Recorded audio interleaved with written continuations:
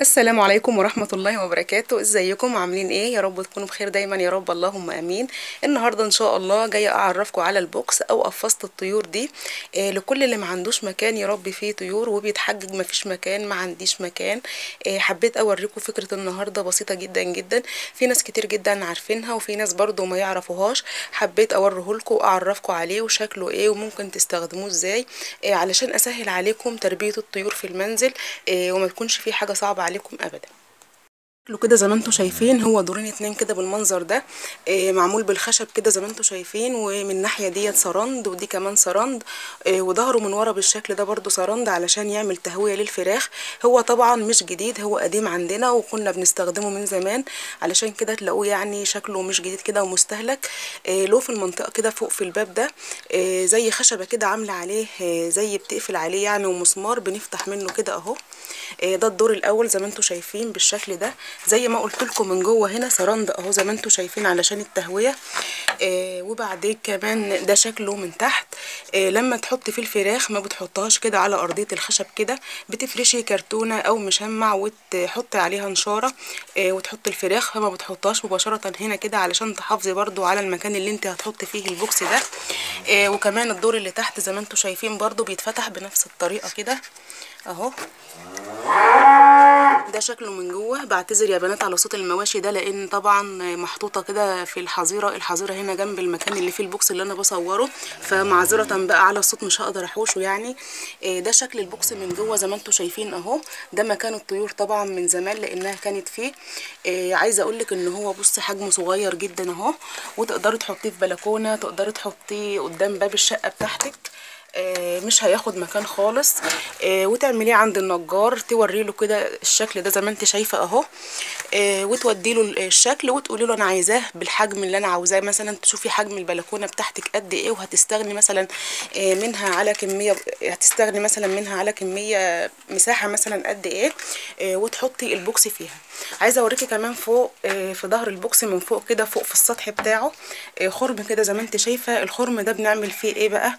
بننزل منه سلك كده كهرباء او وصله، بنحط فيها لنده من تحت، وتكون فيها بقى فيشه تحطها في اقرب فيشه عندك في الجدار، تنور للفراخ من تحت خالص، لان طبعا للتدفئه وللنور كمان. البوكس ده يا بنات ان انت لما بتحطيه في المكان بتاعك، اذا كان بلكونه او قدام شقه او حتى في اوضه انت مستغنيه عنها، ان هو مش بيوسخ لك ارضيه المكان خالص، لان زي ما انت شايفه كده زي ما قلت لك بتفرشي كرتونه او مشمعه وتفرشيها نشاره، ويوميا بتكنسي وتنضفي. بتشيلي المشمع، تنفضي الكرتونه، يعني تنفضي الكرتونه او المشمع من النشاره طبعا في الزباله وكده، وبترجعي تحطيه تاني نضيف وبتفرشي نشاره نظيفه. بالشكل ده بتحافظي على نظافه الفراخ وكمان على نظافه المكان، وما بيعملش ريحه خالص في المكان اللي انت فيه طول ما انت محافظه على النظافه باستمرار. طبعا ده حجم او مثال انا بوريه لكم اهو.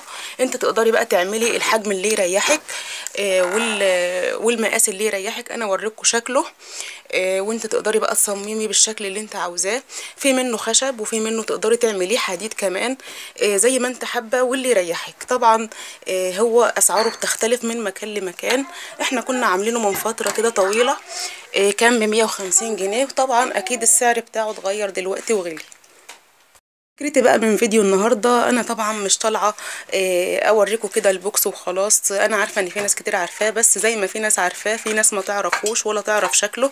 حبيت النهارده اني اوريه لكم علشان في برضو ناس كتير سالوني قالوا لي طب احنا ما عندناش مكان نعمل ايه، والقفاصه دي شكلها ايه وبتتعمل فين؟ دي بتتعمل عند اي نجار في ورشه نجاره، بتوري له الشكل والتفصيله اللي انت عاوزاها باي شكل.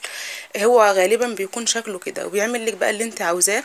بيقعد عندك بقى بالسنين تربي فيه جميع انواع الطيور، مش فراخ ولا كتاكيت بس، ممكن تربي فيه بط وارانب وحمام، وجميع انواع الفراخ بانواعها، بيضه بقى، ساسو، اي حاجه زي ما انت شايفه كده. البوكس يا حبايبي بعد ما حطيت اللمبه بتاعتي كده جواه بالشكل اللي انتوا شايفينه ده، شايفين شكل البوكس من جوه نور خالص اهو. وكمان ادت كده تدفئه في المكان. عايزه اوريكم كمان الخرم اللي كنت بقول لكم عليه. من فوق كده زي ما انتم شايفين في ظهر البوكس. نزلت سلك اللمبه بتاعي وبالدوايه هنا، ونزلت بقى ركبت اللمبه من تحت طبعا علشان ضوء اللمبه هيكون مزغلل شويه، فمش هيبقى اللمبه بتاعتي واضحه. زي ما انتم شايفين بقى كده الدنيا منوره خالص اهي. عايزه اقول لكم ان البوكس ده دورين كده زي ما انتم شايفين، وقلت لكم قبل كده بياخد 20 كتكوت. في الاول بتحط ال 20 كتكوت كده في مكان واحد، وبعد كده لما بيكبروا بتقسموهم على الناحيتين، بتحطي 10 فوق هنا وكمان 10 تحت هنا زي ما انتم شايفين في المكان ده كده. حابه بقى تدفيهم اكتر واكتر والدنيا برد جدا، اعملي لمبتين 2 في المكان، هيدفي كويس قوي وهيدي اضاءه حلوه قوي. حبيت بقى اوريكم فيديو النهارده كده، يا رب يكون مفيد لناس كتير ليكم يا حبايب قلبي. انا بجد يعني نفسي افيدكم باي حاجه، ونفسي اي حد مستصعب الامر لا يحس ان هو سهل ويقدر يتصرف ويخترع كده اي حاجه يعمل فيها المشروع بتاعه ده. حتى لو مش هتبيعي منه، كفايه يا ستي انك هتعملي منه لبيتك ولاولادك. زي ما انتم شايفين كده ده كان فيديو النهارده، وقفلت كده الباب بتاعه اهو.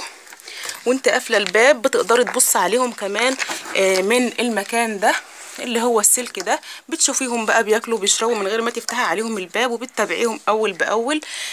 زي ما انتم شايفين كده. لو كان التصوير مش واضح اسفه جدا جدا طبعا، لان هو المكان اصلا ضلمه في دور ارضي، مفيش اضاءه مفيش شبابيك، يعني مفيش غير اللمبه اللي انا حطاها هنا دي زي ما انتم شايفين كده. اتمنى يا حبايبي الفيديو يعجبكم، واتمنى تكونوا استفدتوا كده فكره بسيطه وتسهلوا على نفسكم. وزي ما قلت لكم هو بيتعمل عند النجارين. مش حابه اطول عليكم اكتر من كده. اي سؤال انا ما لمتش بيه او اي معلومه تحبوا تسالوني عليها سيبوها لي في التعليقات، وانا ان شاء الله باذن الله هجاوبكم. اشوفكم بقى يا حبايبي في فيديو جديد، والسلام عليكم ورحمه الله وبركاته.